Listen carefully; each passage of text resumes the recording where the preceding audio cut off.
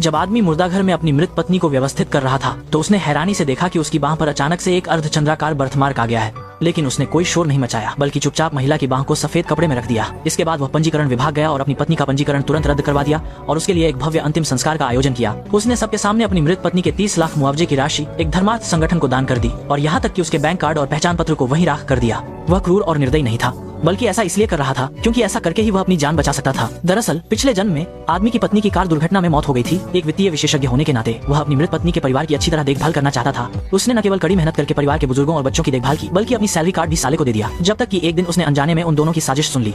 अच्छा हुआ कि तुमने जीरो की जगह अपनी मौत का नाटक किया, नहीं तो उस बेवकूफ लोग से वो कैसे चुपचाप सारी बचत और संपत्ति मुझे दे देता। तब उसे पता चला कि उसकी पत्नी ने मौत का नाटक किया था और वास्तव में उसकी जुड़वा बहन मरी थी। गुस्से में आकर उसने तुरंत शेन परिवार को दिया हुआ सब कुछ वापस लेने की मांग की, लेकिन दोनों को डर था कि सच सामने आ जाएगा। तो उन्होंने उस आदमी को मानसिक अस्पताल में डाल दिया, जहां उसे अमानवीय यातनाएं दी गईं और उसके लिए 50 लाख का लाइफ इंश्योरेंस खरीदने के बाद उसे यातना देकर मार डाला। अप्रत्याशित रूप से अगले ही पल वह अपनी साली के कार दुर्घटना वाले दिन वापस आ गया। इस समय उसकी पत्नी और बहनोई दिखावा करते हुए उसे दिलासा दे रहे थे, यह सोचकर के